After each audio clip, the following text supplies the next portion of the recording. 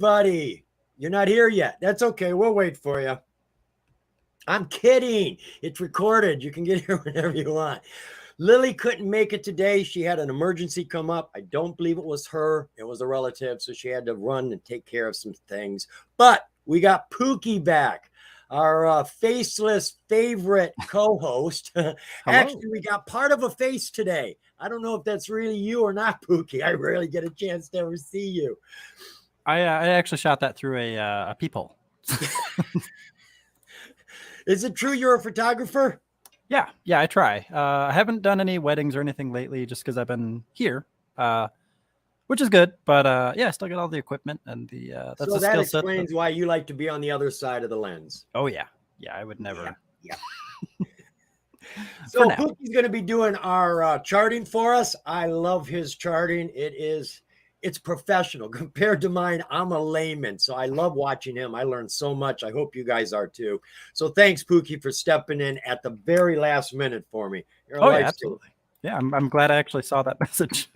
Yes. Oh my. I thought I was going to be swinging this alone. I could do it. It'd just be a little slower and a little more awkward. All right, for those of you who've been here before, you know what's going on right now. I am giving you some OTC penny stock news. There's about 8 to 10 days worth here. This is all interesting news, hot news. I've looked at it all. So if you haven't had a chance to go through the news over the last week, here's a chance to go through it. So we've had a lot of activity going on still with the banking industry, huh, Pookie? I see that Belmore has been interested in that. She's talking about the Silicon Valley Bank and BBNY. Yes, sir. Yep. It's obviously anytime there's a major catalyst, there's going to be attention on both sides of it, right? So with the banking being affected by the FDIC stepping in, I'm sorry, I'm getting my organizations mixed up here. Lots of acronyms. Yeah, it's a lot. I was in the military. It's sad. I should be better at this. Yeah, so with the FDIC stepping in, that brought it out in the spotlight. I mean, a lot of this stuff does happen pretty frequently. But that was the first major news exposure we got since probably the bailouts, right? Right. Yep. Yeah. Most of the time, people don't really care too much about banks, other than just why. Why are you hurting me? And so most people don't realize how many banks are actually on the OTC market. There are a slew of banks on the QX because they get an incentive. Banks don't have a lot of investors, and if they have less than 2,000 investors, they get a fee cut for being on the OTC. So banks particularly choose to stay on the best tier of the OTC rather than uplist and have to pay all the extra fees. That's pretty slick. They did their research. Yeah, me too. All right, well, we're going to start a bank. Stay tuned, guys. I like that. But I heard just because of all this information that came out, America's got way too many banks. How many banks did they say Canada has? 6 or 8? That's it. And we got like 3,000, 5,000. Yeah, we got banks like Starbucks. Yeah. Yeah, too many coffee houses, too many banks. Let's just narrow it down to 3. Yeah. Okay. Belmore, she didn't want to be first, but she was first anyways. She is on time. She and I were doing a little gabbing before we got started, and I asked her to give me a ticker. She did, but it wasn't the right ticker. And I thought it was because she gave me a home run ticker. This is one that came out today. Now I'm going to look at the other one, Belmore, I promise. But you did bring up a very good ticker. Maybe you saw it today and it was in your subconscious. This is SCYX. It's a penny stock on the NASDAQ. This is a biotech. And I normally don't do a lot with biotechs. And that's a shame because I got to tell you, I see 10 stocks running, penny stocks, half of them are either mining companies or biotechs. And I'm avoiding both of those for one silly reason. They're techno jargon. It's just so deep and it's hard to understand. So I just kind of shy away from it. But I saw this one first thing this morning. Every morning I'm looking for early runners, and this thing was running fast first thing this morning. They have an FDA drug called Brexfema for the treatment of vulvovaginal candidiasis, that thing right there. And they got $90 million upfront payment for it. And it is in stage 3 clinical trials as a potential treatment of invasive candidiasis, a life-threatening fungal infection. Anytime you start dealing with life-threatening diseases that are getting FDA proven, now that one is in phase 3, but they got a deal here they just made. They've sold the commercializing rights to it and have gotten a big upfront payment. And they had a huge run. As a matter of fact, I think that's really all we wanted to see here because we stumbled onto it by accident. But I do want to look at that chart, Pookie, because it had a nice jump this morning. Yeah, for sure. And actually, this is one that I've personally traded. So actually, I like this see, oh yeah. So there are a couple things I also want to point out. Anytime you deal with specific conditions like candida infections, a lot of holistic medicines and the detox community and stuff, they also tend to latch onto that because candida is viewed as a parasitic, and there's a lot of potential alternative audience for this kind of stock, especially with candida treatments or yeast infections. So there's a lot of potential there for more eyes to be watching stocks like this, which is initially why I like to trade this historically. As you can see here, it's got a lot of volatility as well. Last time we traded this personally on this account anyway, it was back in November 2021. And as you can see, there was a lot of volatility here. It was great. You just trade the pops and then you trade it to the downside. It's great. I'm no longer in a position. Yeah. I'm not in a position right now. But I have this one on my long-term watch list. I'm just waiting for it. But yeah, it got a nice little, I say little, it ran over 3 previous highs up to this resistance. Yeah. So this is really kind of the make it or break it level at $3 here. Ideally, what we'd like to see in this, oops, I'm just moving my lines here by accident. We've got this little gap. It was relatively resolved within a few months here, and then it just couldn't break over this $3 level. So this is very. My bad, folks. That'd give us a solo. I saw you dancing before the stream, by the way. Sorry. Well, did you see? Lily tells on me too. You guys got to cut that out. Got the moves, man. Yeah, so we got a couple levels here, and you can see they're 50 cents to $1 apart each. So there's a lot of volatility to be had on this stock. Now, if I look at the float, for example, you can see it is very close to the shares outstanding, which is typically a good sign for me personally because I don't like to see a big discrepancy there. That means that 1/15 of the shares in this company, the shares that they registered, are restricted, and the rest are public float. So there's not going to be any surprise dilution efforts unless something is in the SEC filings, of course.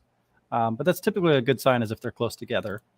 Now, of course, this major news catalyst, will that be enough to keep it up there, or will it be enough to pump right through $3, come back and retest it, and then blast off? Or are we just going to see this little breakout that we had, this little cup and handle break, and then is it just going to stall here, right? Because this is typically what we like to look at when we see a cup and handle. We don't like to see volume down here at the bottom of the bowl or the cup. We do like to see a nice round handle in most cases, but you can see what I'm primarily interested in here is looking at the volume when it approaches these levels right here, this $3 level. And you can see every time it does, the volume down here, it's kind of hard to see, but it's elevated as it's approaching this level, which tells me there's most of the participation is at this level. Okay. So that's what I like to see. I don't like to see the volume fall down when it gets up here, and I don't want to see the volume down here because I want the participation to be up here. No. Now, there is pretty good room to run up here to the 355 level, and above that, you get the 420 something level, I believe it was. But it's important to understand the participation at this level, because if you look at it, all the people who bought during this gap down thinking they were getting a good deal, or people who thought they were going to get a breakout here, or a breakout here, or a breakout here, are waiting to break even. So the volume here needs to supersede that amount in order for it to break through. Otherwise, you're just in shakeout city, and it could just as easily fall back. So as always, I like to wait for confirmation and a strong retest rather than just buying right now. This is probably the worst possible place you could just blindly jump in, because this is where everyone else is looking to get out. So why buy at the top? I mean, that's what you're searching for. Looks like you found it. I wouldn't buy there yet. Yeah, so this is typically what I would like to see personally. Something along these lines. Just a little uptrend here to go through these levels. Oh, yeah. Yeah, I'm for that. Yeah. Now, there is a lot of unresolved price action here to the upside above this level, but this level needs to break first. So we do have plenty of room to gallop up here. I think a lot more traders are going to be looking for this range since it's the wider of the distribution gaps. But there's still, there's a lot of potential here, but we just wait. Just be a little bit patient. All right, let's give Belmore's other one a check. She had another S. I can see maybe why she got confused by it. Yeah. This one, let's see. This one I didn't have as much information for. I'm not quite sure why you chose this one, Belmore. Is this the one you chose? SIVB, I believe it was. Bankruptcy. Let me see. I'm looking for your number. There it is. SIVBQ. So I do have it. So it's a financial group. I don't think I found any news on this. I don't think they had anything over here for me to check in on. But if I remember correctly, yeah, that's empty. If I remember correctly, there was the disclosures that caught my attention. No, it couldn't be this one. What we got here? Filings that have come out, financial obligation to offset the balance sheet. Another one, 8K, bankruptcy or receivership. Well, that one's not good. Announced that it filed, right? They had just done that, which we had pretty much guessed because they have a Q at the end. Whenever you see a Q, 95% of the time, that's not part of their normal ticker. That represents bankruptcy. So if you're just going through your scanner, most of them with the Q at the end are in bankruptcy.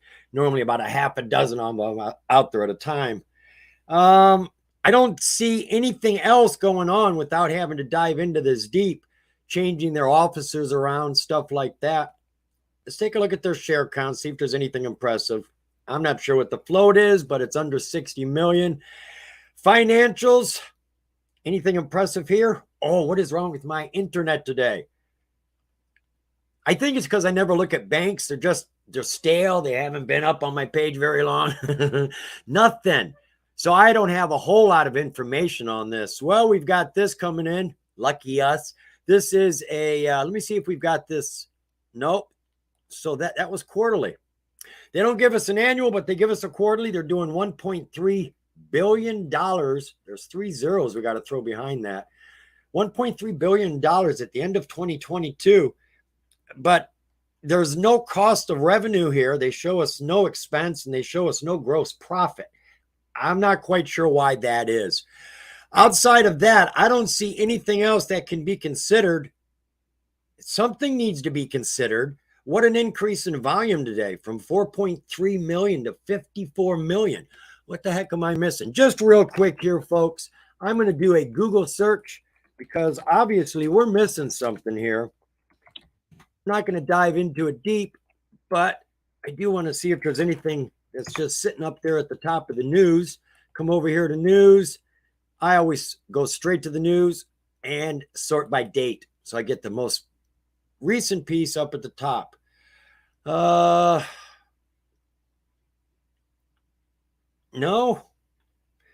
I don't see anything to actually push it up. Do you know of anything, Pookie? No, I was actually just looking as well. I don't really see a lot other than this DFO they have. They filed an 8K item 2.04. Let me see what the date was. I think this was March 23rd, about a week ago. They've got some business going on with senior notes. This is all part of their bankruptcy. They have to resolve this stuff. Yeah, we were looking at those 8Ks for the last 2 weeks. I don't see any catalysts. It looks like it's just, management, bankruptcy, all this stuff to just keep us up to date what's going on. Yeah. You think it's just because SVB's gotten so low? Yeah, I think it looks like just a combination. It's got a relatively moderate float of it's just under 60 million. There's not a lot of outstanding shares compared to the float. Go ahead and show us that chart. Since you're talking numbers now, that'll be a good place for us to go because she is low. What is her normal price? All right, so this one here is on the top. You can see I got a whole bunch of lines drawn here. Just a few. So for this one, I'm actually going to look at the weekly, right? We don't always like to look at the lower time frame. Sometimes it benefits us to look at the weekly. And I think this is probably why a lot of people are interested. That is not always a good sign. Yeah. Just because there is a strong sell-off, it doesn't necessarily mean that's going to fill, especially when something is bankruptcy status. There's always a chance for it to just not come back, right? So we got to be very careful with that. But I do feel like a lot of this is just trying to catch the bounce. So if we look at the daily chart here, we've got strong sell-off. Typically, we like to give it, 3 days minimum. before we start to look for a potential recovery. And in this case, it looks like we don't see one yet. So there's really not a lot to go on for this one. Now, I was just looking at the 10K that they filed in February. And I was just looking for... Sorry, let me see if I can find it here. Got some good numbers? Well, I was trying to see if we had a good number or a bad number. What you looking up? Their assets, their revenues? Well, let's just look at total liabilities, right? Total liabilities. Yep, that's a big one. How much debt are they carrying in their buckets? That's right. I also want to look up the assets. So where's the total assets? Okay, so right here. So yeah, a pretty good way. It's critical in a bank, ain't it? Assets and liabilities. Yeah. So a pretty good way to indicate whether or not a company is efficient with their cash is to compare their total assets to their total liabilities. And you can divide those and you get something called the quick ratio, current ratio. Specifically, current ratio is short-term assets divided by short-term liabilities. And that's their basically cash on hand compared to scheduled debt for the year. And that number is typically what we refer to as how many years they can stay open if they stop selling stuff. Okay. So greater than 1 is good. Less than 1 is typically bad. So what I see here is their assets are exactly the same as their liabilities, which tells me their CFO is clever. And a lot of times we see this when they need to make adjustments to make it at 1 so that they don't attract too much negative attention. Basically, it seems like they legally manipulated their way into having a balanced sheet so they can offset stuff Truly elsewhere. Balanced. Yeah, it's like when you file in your taxes, you might lie a little bit. You're right. I can't admit that on the camera, but yeah, I get the drift. No, not you specifically. But yeah, so it's always kind of a red flag when this number is exactly the same as this number for me. Which, also they're in bankruptcy. So the only thing I think that's really going to bring this back is the fact that it is a combination of extremely hard sell-off mixed with FOMO. Hype, the fact that it's in bankruptcy status, people trade exclusively that. They don't stay in them very long though. They just trade the pump and then they get out. So yep, that's what FOMO players do, right? They grab what they can and they run. If they're good traders, they don't get stuck. Absolutely, and that's the only thing you can do.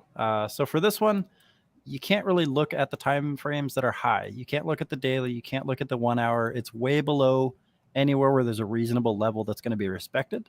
So you really only have an opportunity for momentum trades on the lower time frames, like the 5-minute, the 15-minute, 30-minute, maybe. And this is, of course, extremely risky. So I'm not personally going to touch this, but that's not to say there's not opportunity there. So as you can see, the larger setup right here would just be this Fibonacci retracement. It's already fulfilled. It may continue to the upside. We don't know that. The only thing that's going to determine that is whether or not the volume comes in here and it's bullish. So if I were to trade this, I would have to wait for it to confirm. I'd like to see at least a higher high, higher low, and then some good, strong bullish volume, and set those stops nice and tight. Otherwise, there's really not a whole lot you can do till it climbs over that level there. And I'd also like to see some good headline news. It needs some good news. That's what really is going to lift the price up. Yeah. Okay. I'm going to click on back. Cross your eyes, folks. I'm sorry. All right. We've got a few here. Let's see. Somebody wanted to check out ZOM. Mr. Richard Heem. Or is that Hearn? Heem. I can't. My glasses. I got to get them updated. Okay. Zomedica. I was thinking this was video. Boy, was I off base. Zomedica is a veterinary health company creating products for dogs and cats by focusing on the unmet needs of clinical veterinarians. So now I know. Ann Arbor, Michigan. That's where I was born, just outside of it. Oh, and for those of you who care, this is the Hash Bash Week in Ann Arbor. We started that back in the 70s. It was a $5 fine if you got caught smoking. All right, what do we got going on over here for ZOM? News, that's all old news up here. That's back to 2021. Scroll down here. This is news imported. It'll come from anywhere online. Looks like they've just had their financials come out. Yeah, just about a week ago, 2 weeks ago. time's flying. Looks like they had some good revenues, 18.9 million, 72% gross margin, 156 million in liquidity. Revenues up 361%. So they're making money. Numbers speak louder than words. Let's see if we can see that. Well, they went from 4 million, don't forget those 3 zeros up here, to 18 million. That's a huge jump. Are they continuing that strength? 4 quarters, 3, 4, 4, 6. They're still growing, folks. That's what you want to see. You want to see a company growing. I don't know if they have any disclosures here. We got a Form 4. That's when the insiders buy or sell shares. They don't necessarily have to buy them, though, just acquiring them. This person has acquired them for some reason here, stock options. Here's more information there if you want to dive into it. We do have a couple 8Ks here that have come out this month. These are always important. You should take your time to read these. Normally, just come under that big black line, and the headline right there will give you enough information to know if you want to read more. Here I see it's, changing the management. Not anything I'm really looking for. We're looking for material change when it comes up. The PDFs seem to come up faster. Dun, dun, dun, dun. What do we got in this one? Press release issued by Zamica. What is the press release? Goodness gracious. That's for their preliminary results for their financials. So I didn't see anything else going on there, and I just got rid of ZOM. What was the float on ZOM? That's always a curious thing. Now, honestly, I don't worry a whole lot about the float as a day trader or short swings because it really doesn't matter. I'm there for the momentum. I'm there for the high rise, and then I'm out. You're in it for a long hold. Shareholder value is very important. Very important. Everything they do to those shares counts. But when you're just in a day trade, virtually nothing they do is going to harm you while you're in it for that short amount of time. I'm not saying you're guaranteed. Last thing we wanted to look at was the shares. Maybe a $500 million.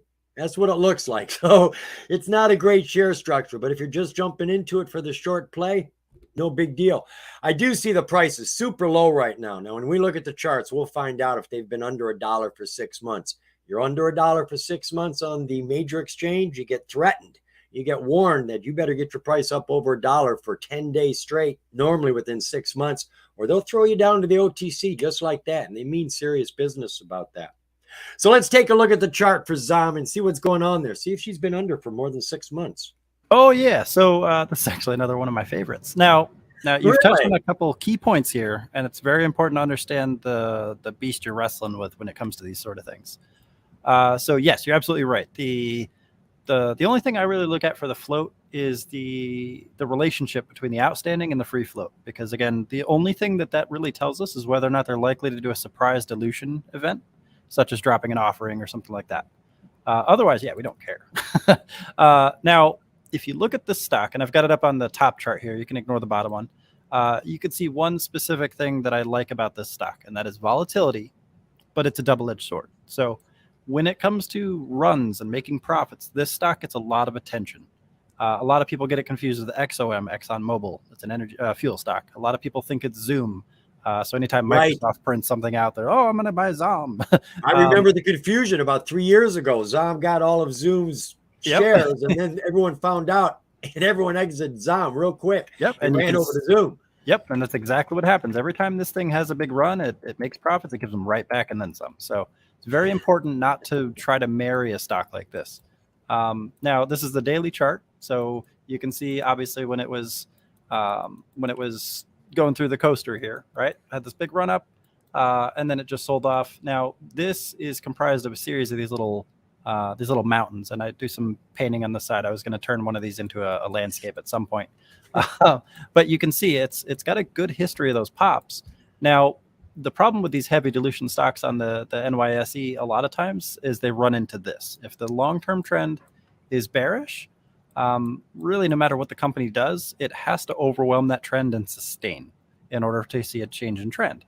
Now, we're not seeing that. We're seeing a series of sporadic events, typically earnings, right? You can see each of these spikes tends to line up with an earnings or some news catalyst.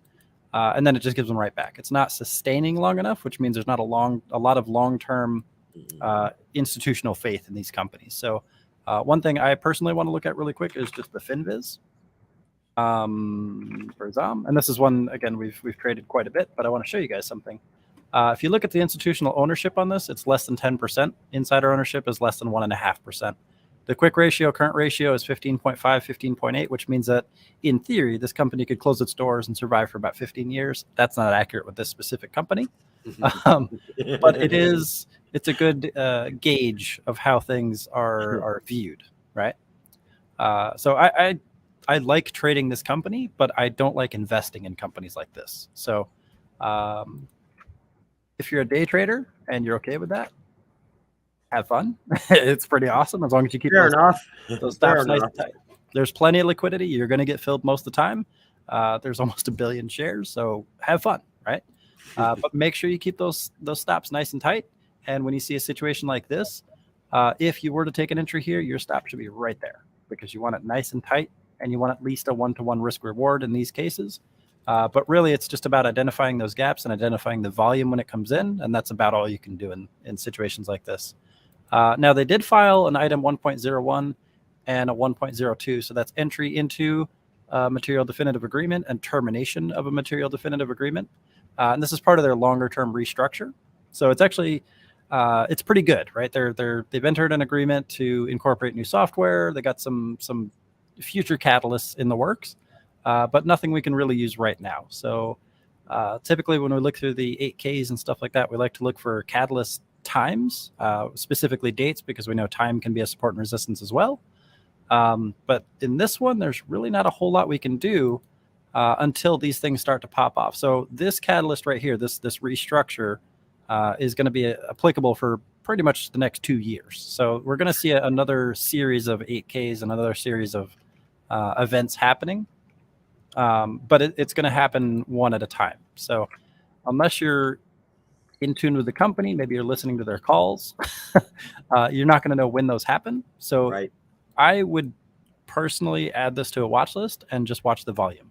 And then when you see a spike in volume, look at the news, see if there's any kind of press, any kind of Twitter posts, anything that you can indicate that there's something happening on this company. And then you can trade that momentum. Otherwise, I wouldn't touch this thing with a 10-foot pole.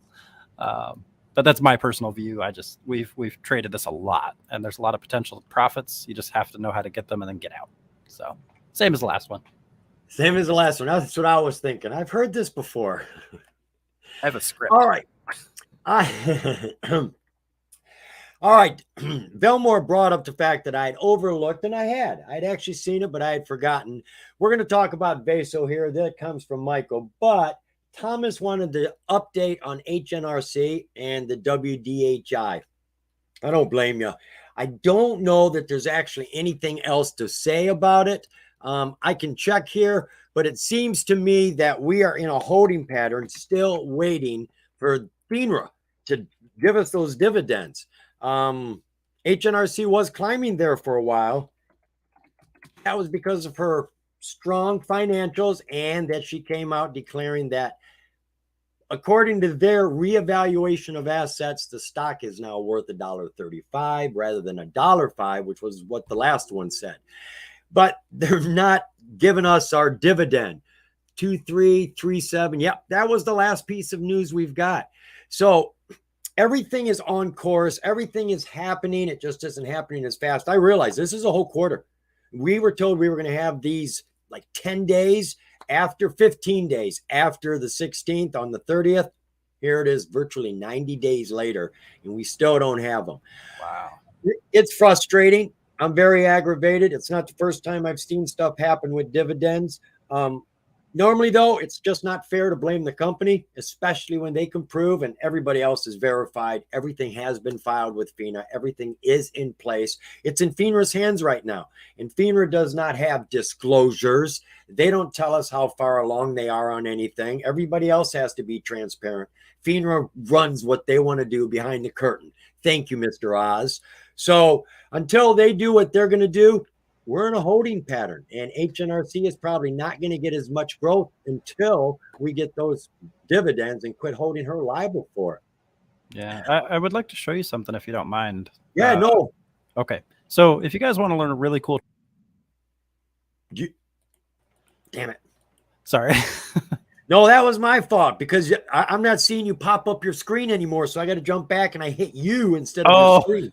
that's funny. There you go. I'm inept at all these buttons. Oh, Okay, go for it, my friend. all right. So let me just kind of illustrate this. I'll click a random stock here. I've already charted that one as well. All right. So if you guys want to learn a really cool trick about supply and demand, actually, let me just draw it. Right. So here's our supply zone up top, demand zone on bottom. These are sellers up here. They have shares. I want to get rid of them. Demand is down here. They're buyers. They have cash. They want shares. Okay. So if we have an impulse that shoots down and then bounces, right? Like let's say we're bounce traders. We want to catch the bounces. We want to catch those retracements. We know from statistics that 90% of the time, these are going to hit 25%. 25% of the length of the impulse, right? That's that correction.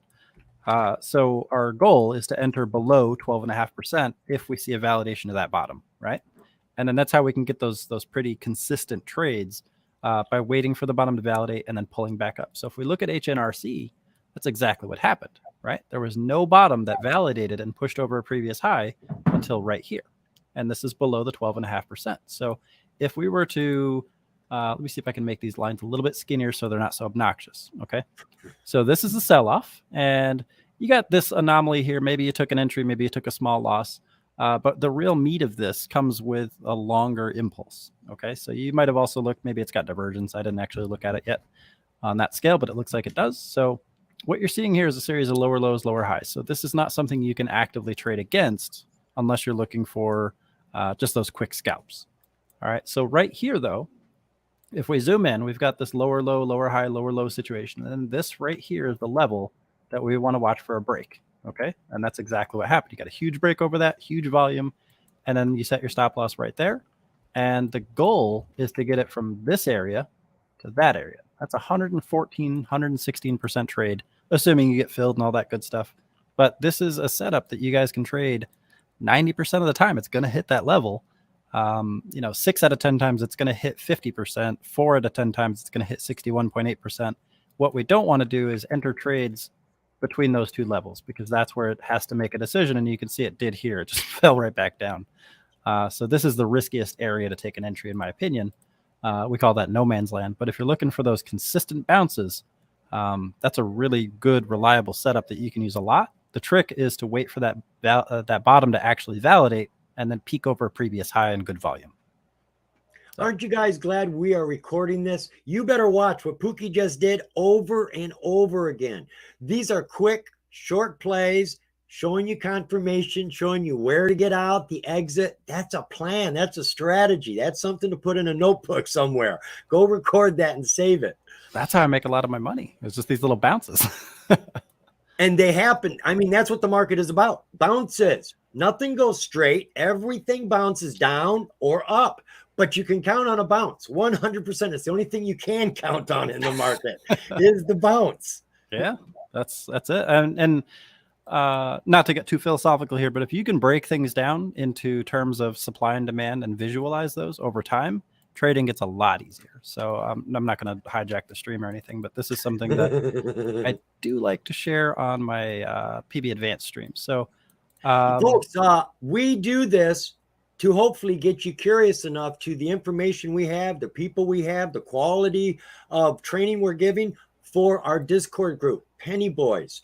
This is free advertising. We don't ask you to come. We hope you know what we do. I give you an invitation, but please, you want to learn from Pookie? He's got live streams over there at our Penny Discord. We have lots of traders that trade options, crypto, tokens, OTC.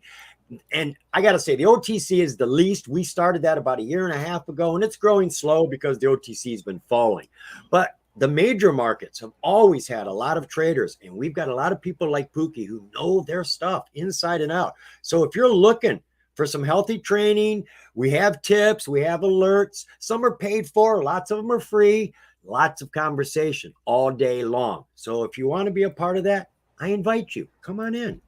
Yeah, and I encourage everyone just hang out and free for a while, right? I'm not asking you to don't sign up. I don't care if you're with us in premium. I want you to be successful, right? That's the premium is just extra. There's more there. for those who are ready to take on a little more education, more alerts. Otherwise, you're more than welcome to just hang out in free. Well, the way I see it, premium is when the free information paid off. Yeah, use your profits to And pay for you see premium. the information is working. It's like, well, holy hell, I just made this much. Why couldn't I pay that much for more? It's not that we're trying to sell anybody. It's just that professionals' time is worth money. We have one-on-ones. We have a lot of stuff. It's not just chit chat, folks. This is serious training. This is why I got with the group, because it's not about selling. It is about training. It is about a community of sharing information and knowledge. I love it over here. Yeah, I'm the worst salesperson too, so I'm definitely not going to sell anybody, and I'm probably going to catch some flack for saying I don't care if you join premium, but I genuinely don't. That's not why I'm here. I just want to help. Am I going to cut you short if I switch screens now? I was just going to go through this real quick, but you go ahead. Okay, go for it. Yeah, I want the training. Training. All right, so just one more goodie, and then I'll let you get your stream back. So here we have a supply zone again. Remember, these are people who have shares they want to sell. This is a demand zone. This is people who have cash. They want shares. They want to buy. So this is a wedge formation, and this is the inner workings of a wedge. And it's very important to understand these, especially if you want to trade things like consolidations, if you want to trade earnings plays, anywhere where there's a compression and release of price. Okay. So this is how it works. We're just going to walk through it left to right, top to bottom here. So say the price starts up here. Sellers say no more. It's not going to go any higher. It's overvalued. We're going to lock in profits. Price starts to drop. Buyers step in. They say, okay, this is where we're going to buy. It's a good value, right? This is a distribution gap. This is where price goes from one to the other. This is where the transactions happen. All right. So once the buyers step in, sellers back off. They're like, we locked enough profit. Maybe we're going to buy some. Price starts to go back up. Now the sellers step back in, but they're getting more aggressive. They say, we're not going to let it get back up here, right? So they're more aggressive. And then the buyers, same thing. When the price comes back down, same exact thing. We're not going to let it get back down to where it was. It was good down here, but it's good up here as well. Sellers get more aggressive. Buyers get more aggressive. Sellers get more aggressive. This is compression of price. And this overlap right here, this visualization of overlap, is an overextension of volatility. At this point, it is imploding, and one of these two sides has to lose. That's right. This is where we get momentum breakouts. Yeah. And then supply exhausts, and then it defaults to the next level, which is probably up here somewhere. And then the price just runs. These guys all follow it up to probably about here, and then we get another distribution zone. So if you're someone who sees wedges regularly and you don't know how to trade them, this is a really good way to understand it. You just have to break it up into terms of supply and demand, and also break down the setup itself. If you're looking to trade a wedge, you don't want to trade right here where it's all compressed and tight. That's very risky. There's not enough room for it to move. Right. The trade setup is out here or out here to the downside, or back here where there's a lot of volatility. So we see a lot of people trying to get in early and trying to get a good deal, and they get burned right here, especially if it fails. So yeah, that's still coin toss area right there. Oh yeah, it's very risky. I'm done. Sorry, go ahead. No, that was great, man. That was great. I'm gonna watch this later on when I get my I'll call it a cigarette and my coffee. Yeah. All right, I got one more trick here is when you see a wedge, just look at where the participation is. If it's hitting the support line more, or if it's hitting the resistance line more, that's the direction I typically look for a breakout, but I always wait for that confirmation. The confirmation is the ticket, isn't it? That's what Amy does. Amy gives away a little of every play because she's giving away risk. She's securing that play, so she gets smaller chunks more often. Oh yeah, she's doing quite well. Yep. Smaller compounding gains easily outperform big runners. So Absolutely. We've done the math.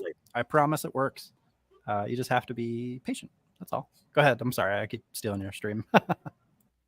You can't steal what's given to you, my friend. All right. We have, I think, I can't remember who it was. Michael, I think it was Mike. Michael wanted Vaso Corporation. Let's see what Vaso is all about. Come over here. Vaso Corporation principally operates in 3 distinct business segments in the healthcare, equipment, and information technology. Huge sector. All right, I did find a catalyst over here. This was on the 29th, yesterday. They came out with their financials. Lots of people coming out with financials right now. 'Tis the season. The company recorded annual revenue of $80 million. This is 5.9% growth. They achieved $7 million in operating income, which was an increase of 150%. and net income for the year was significantly larger, almost 12 million from 6 million. So it was a good year for them. They've had a good year. Obviously, I haven't gone through the rest of the information here. Share structure on Vaso, it might be near 80 million. Outstanding shares is 185 million. Financials, they're making regular money, about 75 million each year for the last few years. And their revenues are increasing from 17 million to 20 million, and they're getting to keep a healthy portion of that. They got to keep 12 million of that 20 million. Quick glance at their balance sheet.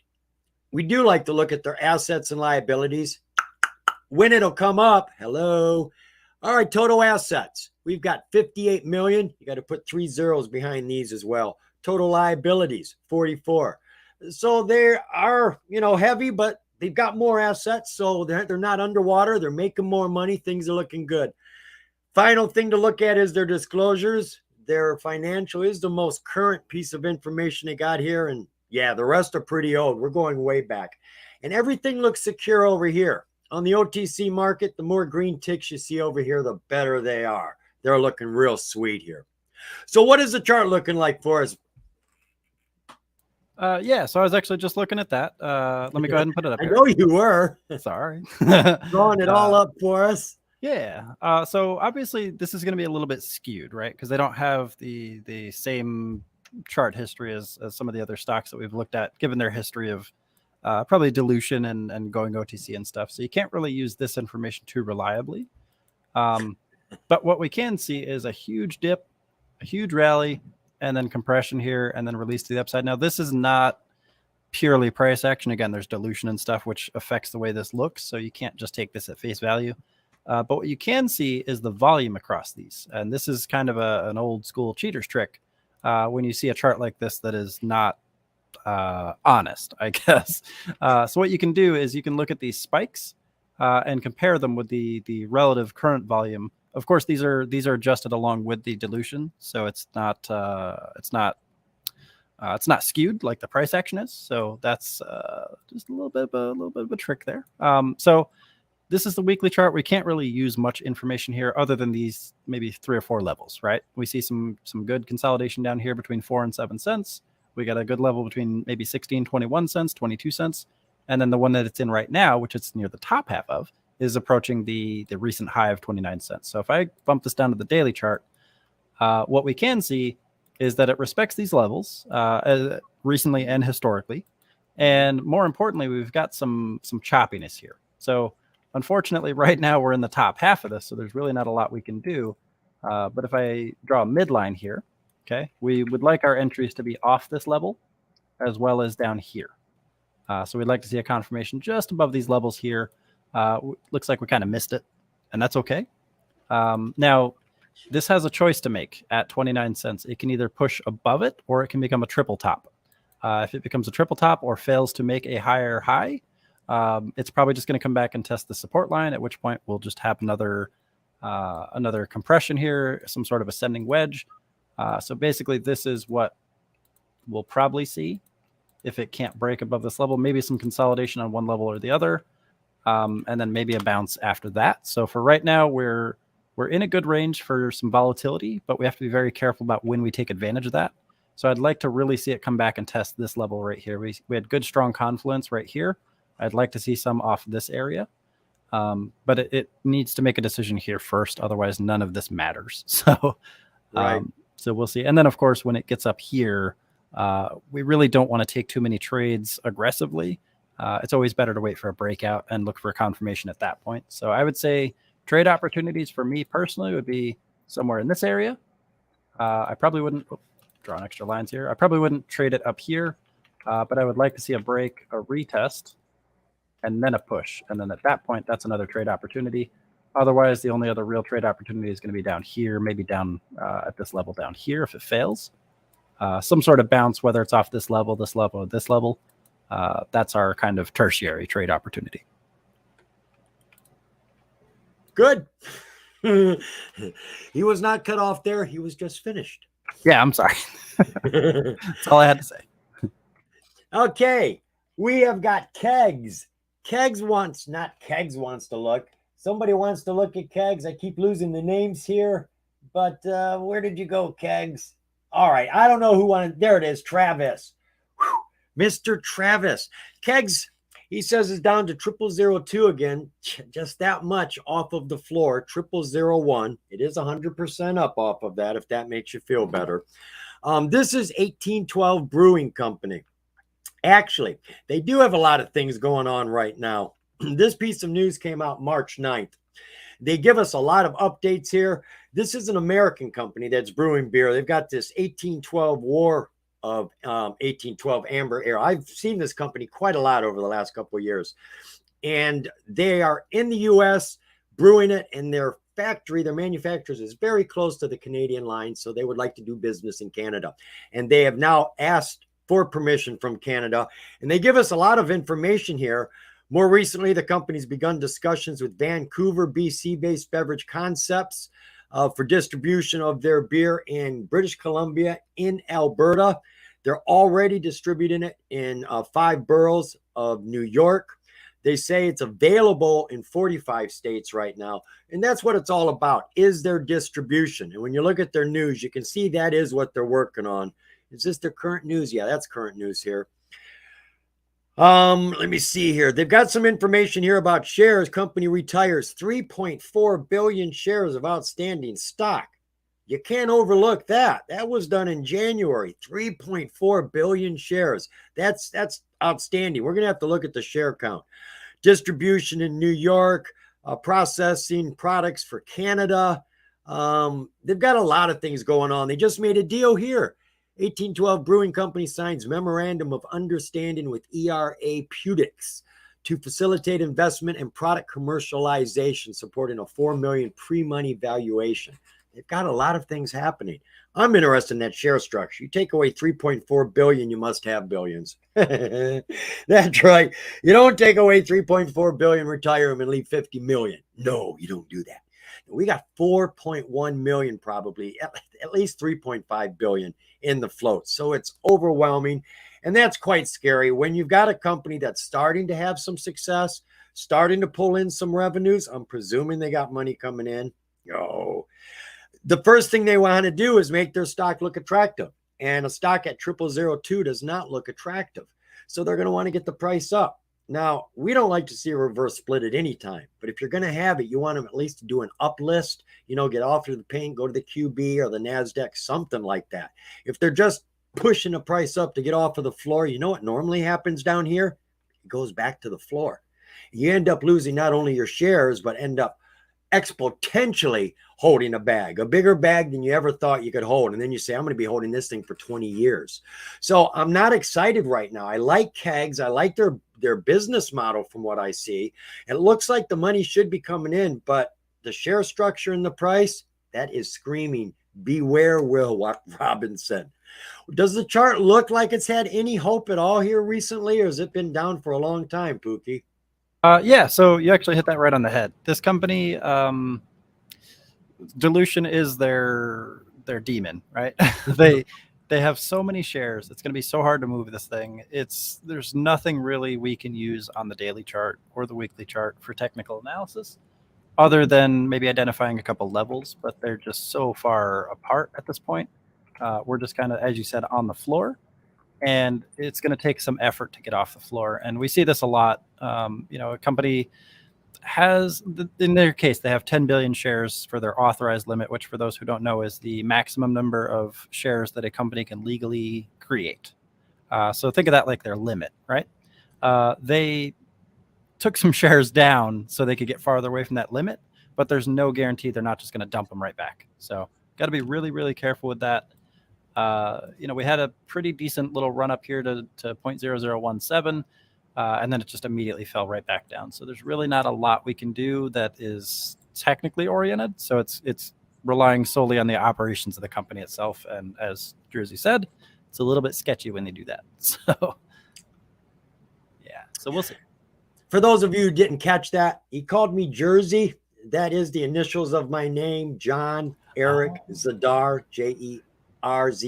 That's the name I use over at Discord. So if you got confused there. That's my mistake.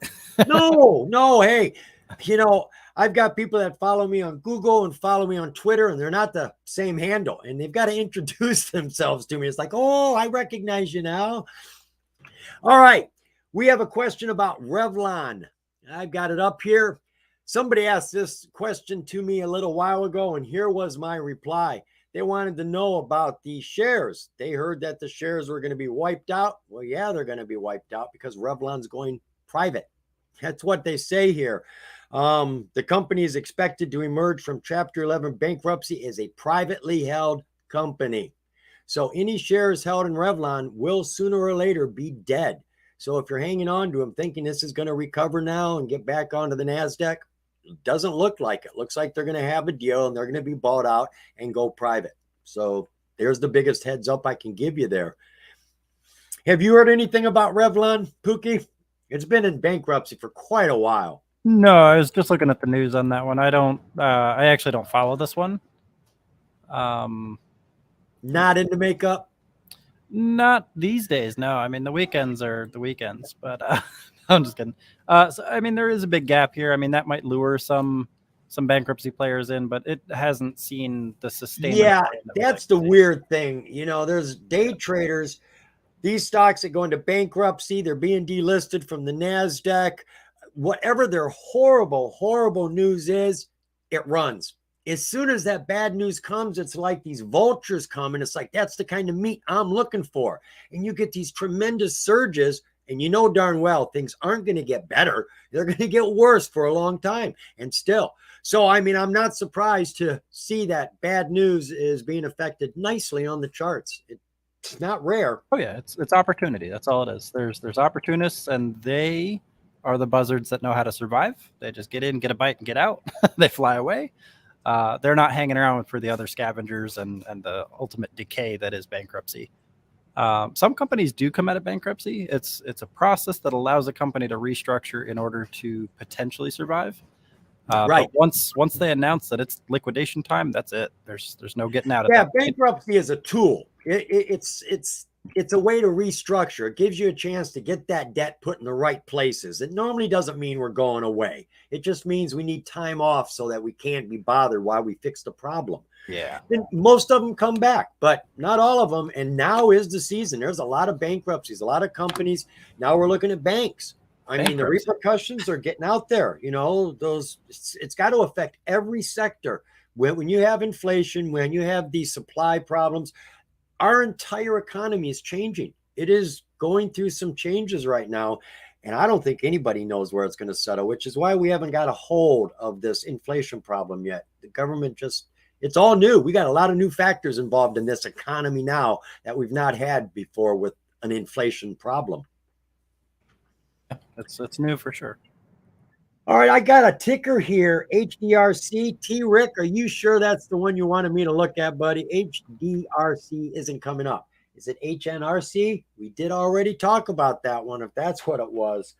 I'm going to move on here because we're getting close on time, and I see Bold 10. I've never seen you here before, Bold 10. Thank you. Glad to have you here. I've seen a few new names here. Some of you have stumbled onto me. I'm sorry you stumbled, but make yourself comfortable. We're going to be through here in just a little bit. So let's take a look at CYTH, Sith.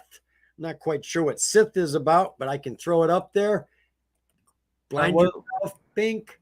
While you're looking that up, I believe maybe T-Rick was talking about HNRC, which is the one that we talked about with the FINRA. What, did I get the ticker wrong? Well, yeah, too many. Yeah, he wrote HNRC, WDHI. Yeah, we did cover that. Everybody wants to know, and there's just no new news. I wish I could. Same thing with MMTLP. People want to know what's going on. It's like there's nothing going on. The company went private. They took our dividends, made them preferred shares that can't be traded, and they're holding our money. There's nothing to be said. I don't think they're going public anytime soon, so they're holding our dividends. Ta-da. Sorry, folks. I would love to give you some good information because both of these companies are holding my dividends too.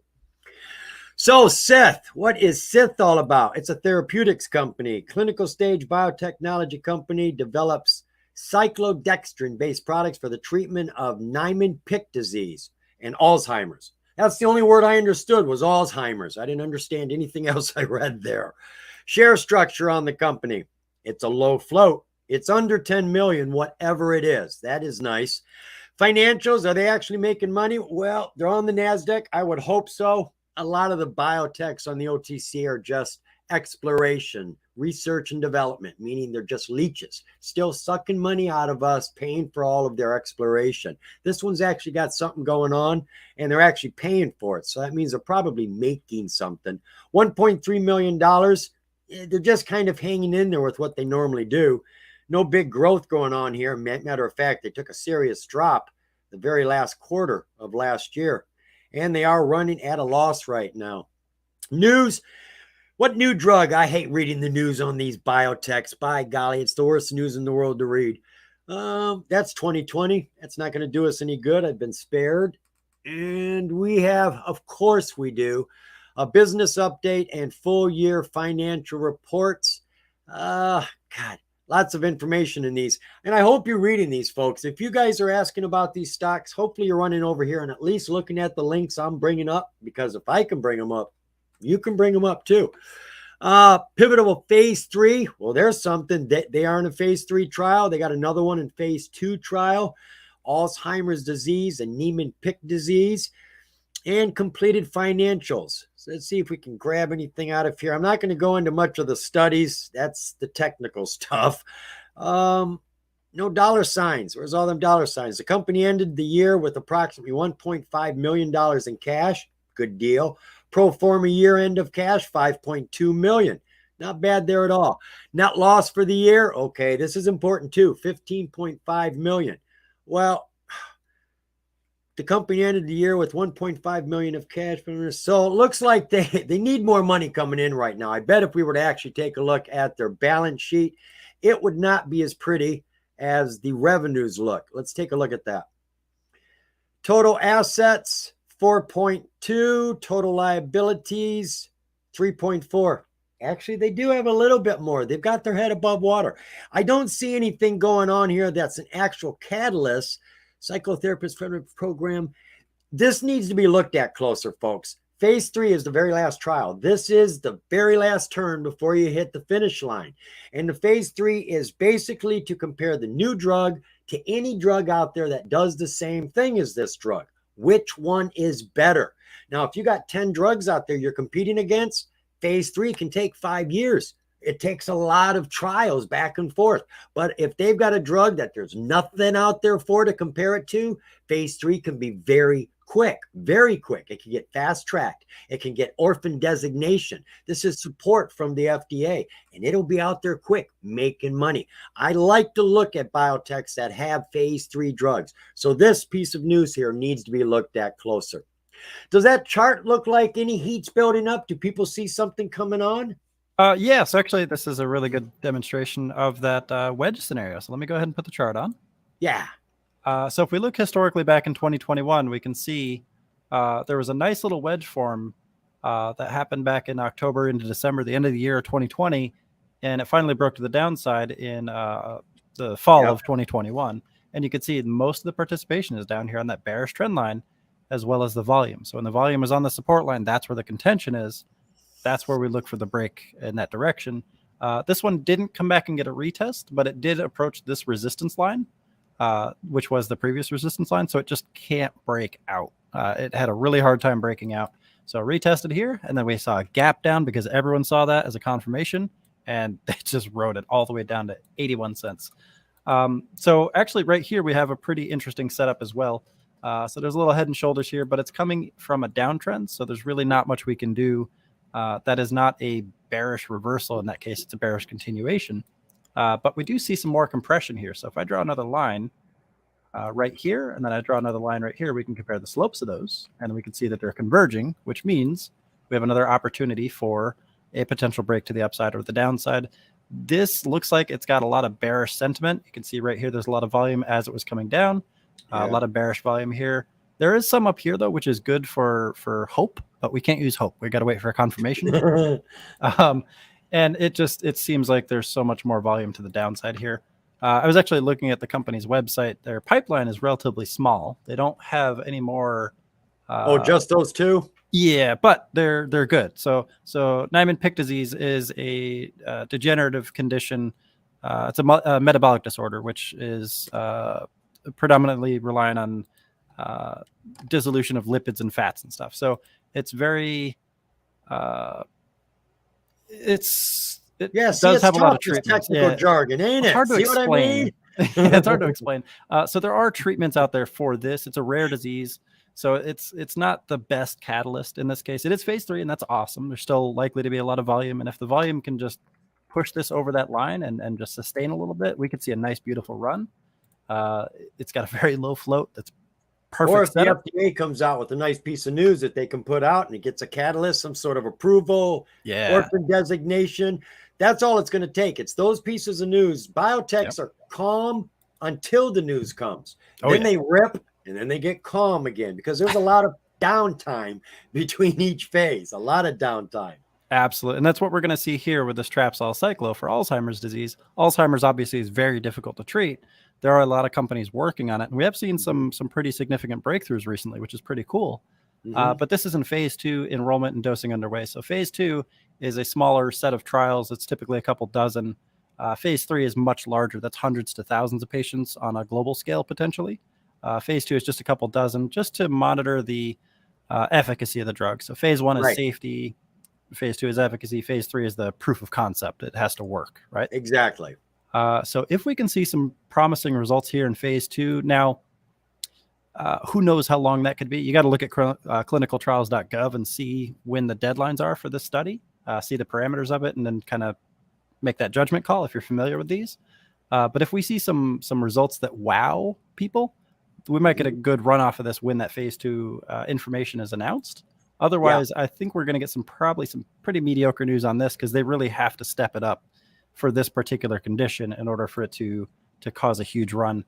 Now, this does give us an expectation for time, though. It says completion of enrollment expected by year-end 2023. So that is pretty good time away. So, yeah, and if they're still doing enrollment, that means they are still way into the study. You're still bringing people in who have to get involved with it. So I wouldn't expect this to be anytime soon, end of 2023, when they're going to get their last patients in. The study's going to take a year, 2 years, 3 years. So I don't see this as being anything quick, but when the news comes out, you can expect bounces. So you have to keep them on your watch list. Watch for the volume. Yeah. And what we see a lot of times with cases like this specifically, remember, biotechs operate on debt. Okay. Yeah, don't they though? Yeah. So they take grants, they take loans, they take whatever they can, our money. Yeah. They take whatever they can get to survive long enough to get to those catalysts. And once those catalysts come in, they use the cash to pay off that debt. So this company isn't terrible debt wise, but they are below $1. And if they're not expecting results until the end of the year, anywhere within this period, they will get a delisting letter if they can't reconquer that dollar level and stay there for 10 days. At which point they're given 6 months, 180 days to reconquer that dollar level for 10 days in a row. If they can't do that, they're going to have to ask for an extension, and most companies don't. So there's a risk they might get delisted if they can't put out enough fluff articles or get something else stirring with the little bit of cash that they have to get themselves back over $1 before they get that delist notice, because that might just be a nail in the coffin there for them. So we'll watch it closely, but it's looking bearish. But there is some positive news with those catalysts potentially. But like always, we'll just wait for a confirmation. Well, if you haven't been watching my show here recently, folks, I want to say you've been missing out, because the last 2 days, I think we've had 5 out of the 6 stocks we looked at have all been taking gains. You had CZOO. We were watching the financials. They did $1 billion last year. They did more this year, and it jumped. We looked at Sober. Sober took off. STRRF had news a month ago about a mine, but it has been running since January 6th. It is still running. 3 days later, still going. We looked at another one that has 5 million ounces of gold that's been verified. And you had that big owner come in and buy 40% of the company before they're making a penny. It was up today too. My point, the DD is paying off. And the way we're doing this, folks, is I'm not looking at the news. News is a waste because there's not enough volume to give every hot piece of news its justice. So I'm looking at charts that are already on the tipping edge, charts that have got things set up. Those are the ones that just with a little bit of push, those are the ones that are going to move. That's why we're finding stocks that are moving, because the charts are in agreement with the catalyst's timing. So please join me. I'm putting these out about 5 a week. That's about 15 stocks. I don't invest in them all. People keep asking me, and it's like, just because I talk about it doesn't mean I'm getting into them. That's way too many stocks, folks. But hopefully some of you are at least be putting these on your watch list. Pookie, you got any last words for our friends out there? No, just if anyone is struggling, again, you guys are more than welcome to join us in the free section. I just want you guys to succeed, and if you can't give yourself enough time in the market to learn how to survive, you won't survive, and that's horrible. We hate seeing that. So if you're struggling, you can always slow down. You can always watch more streams. You can always learn. Just keep coming back and watching John here. He's knocking it out of the park every day. I don't know about every day, but yeah, we are finding stocks, and I feel good because we were following the news. We were following the hot stocks. And what's the truth, folks? You find a stock that ran 200% today, do you really think you're going to get a run out of it tomorrow? Probably not. 9 out of 10 times, no. So watching the hot stocks is not the best place to be doing your DD. Now me, I should be doing videos on hot stocks because you get more views. More people are watching the hot stocks. I'm covering stocks people have never heard of. Okay, y'all heard of Rolls-Royce yesterday. But outside of that, most of the stocks we talk about are under the radar because we want to catch the gains before they explode. So if that's the sort of thing you're looking for, I'm your man. All right, folks, we run a little bit late, but I appreciate your time, and I appreciate you, Pookie. Thank you for being here, my friend. Last minute. Anytime, yeah. In there, you really do need a cloak. You're probably wearing one right now. You've got some hood, something on, superhero thing. I'm sure I'm wearing you a do. hoodie. Yeah, I do have a hoodie on. No, it's always a see you pleasure. next week, folks. 4 o'clock Eastern Standard Time. As soon as that bell goes off, me and some great co-host is here with me. We'll see you then. Bye-bye. No, I didn't forget.